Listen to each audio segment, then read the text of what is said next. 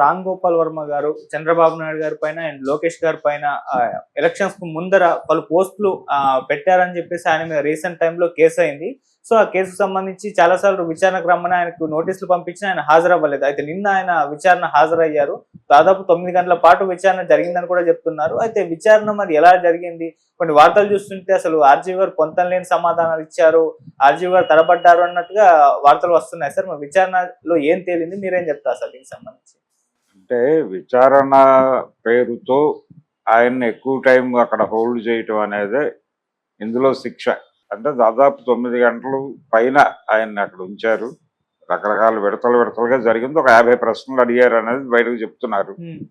అందులో చాలా వాటికి నాకు గుర్తులేదు, తెలియదు అన్న పద్ధతిలో ఆయన సమాధానాలు చెప్పారని, అంటే తన ఫోన్ కూడా ప్రాపర్గా లేదు, అది ఎవరో తీసుకెళ్లారు, ఇంకేదో ఇన్స్ట్రుమెంట్ వాడుతున్నాను నేను, అన్ని దీనిలో లేవు అన్న పద్ధతిలో ఏదో ఆయన కొంత స్ట్రాటజికల్ గానే వెళ్ళాడు. అంటే ఇది ఇక్కడితో ముగియలేదు. ఈ విచారణ నిన్న రాత్రితో ఒక కొలిక్కి వచ్చేసింది ఒంగోలుకి సంబంధించి. ఒంగోలు రూరల్ పోలీస్ స్టేషన్లో ఆయన విచారణ నడిచింది. ఈ విచారణ అయిపోయి మళ్ళీ విచారణకు రావాల్సి ఉంటుంది మీరు అని చెప్పి వాళ్ళు నిన్నటి విచారణని కంక్లూడ్ చేశారు. మళ్ళీ నోటీసులు పంపించినప్పుడు రావాలి అని చెప్పి ముగించారు దాన్ని. అంటే ఇది పూర్తిగా అవలా. ఈ లోపు ఈ కమ్మరాజ్యంలో కడపరెడ్లు అనే పద్ధతిలో ఆయన దాని టైటిల్ మార్చారు. తర్వాత సెన్సార్ ప్రాబ్లం వచ్చి అమ్మరాజ్యంలో కడప బిడ్డలు ఈ టైప్లో ఏదో మార్చి రిలీజ్ అయింది. దాని మీద కొంత వివాదం అయింది. ఆ టైంలోనే వర్మ గారు తీసినటువంటి పొలిటికల్ అంటే రాజకీయ వివాదాస్పద చిత్రాల జాబితాలో అది కూడా ఒకటి. ఈ వ్యవహారాలు మనకి లక్ష్మీ ఎన్టీఆర్ నుంచి మొదలైనవి. ఈ క్రమంలోనే ఇప్పుడు గుంటూరులో దీనికి సంబంధించి ఒక కేసు బుక్ అయి ఉంది.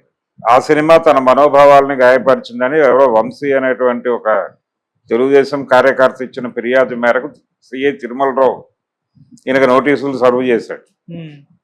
అంటే గుంటూరులో విచారణకు హాజరు కావాలి, దానికి ఏదో డేట్ ఇస్తూ వాళ్ళు ఒక నోటీస్ పంపించారు. ఈయన ఆ విచారణకు హాజరవ్వాలి.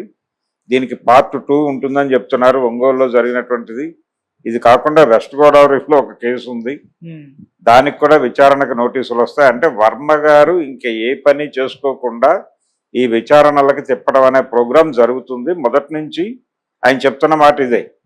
అంటే నా పని నేను విచారణకు హాజరు కాను అని అంటలేదు, కానీ ఇది ఒక నా నడకని ఇబ్బంది పెట్టేటువంటి పద్ధతిలో డిజైన్డ్గా కేసులు పెట్టారు. వీళ్ళ మనోభావాలన్నీ ఇప్పుడు గాయపట్టవండి. ఇప్పుడు ఆ సినిమా వచ్చి చాలా కాలం అయింది. ఇప్పుడు మనోభావాలు దాని మీద కేసు ఇప్పుడు ఎక్కడ ఉంది? అది ఏ ప్లాట్ఫామ్ మీద చూసి గాయపడ్డాడు? ప్లాట్ఫామ్ మీద చూసేవాళ్ళు, థియేటర్లో చూసినవాడు గాయపడటం వేరు. కానీ సోషల్ మీడియా ప్లాట్ఫామ్స్ లేకపోతే ఇంటర్నెట్ ప్లాట్ఫామ్స్ మీద చూసి గాయపడటం, వాంటెడ్గా ఏరియాకి వెళ్ళటం, ఆ సినిమా గురించి తెలిసి వెళ్ళి చూసి కావాలని గాయపడి ఇన్ మీద కేసు పెట్టడం లాగా తయారవుతుంది పరిస్థితి. అయితే ఈ కేసు ఎప్పుడు పెట్టారా? ఇప్పుడైతే గుంటూరు నుంచి కూడా నోటీసులు ఉన్నాయి ఆయన.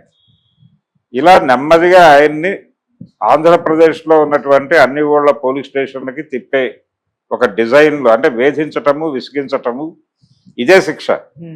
అంటే మీరు ఆ రోజున మార్ఫింగ్ చేస్తూ ఫోటోలు పెట్టారు, అలాగే కొంత రెడిక్యూల్గా మాట్లాడారు. నాకు ఆయన ఓపెన్గా ఒక మాట చెప్పాడు, కంపారిటివ్గా సిబిఎన్తో పోలిస్తే నాకు జగన్ అంటే అభిమానం అనే మాట కూడా ఎక్కడో వాడాడు. ఇలాంటివన్నీ కొంచెం కీలకంగా పనిచేశాయి. ఈ పని చేయటము ఆయన తీసినటువంటి సినిమాల్లో ఈ వ్యక్తుల్ని పోలినటువంటి వ్యక్తులే ఉండటం, పర్టికులర్గా పవన్ కళ్యాణ్ మీద కూడా ఆయన చాలా క్లియర్ స్టాండే మాట్లాడాడు.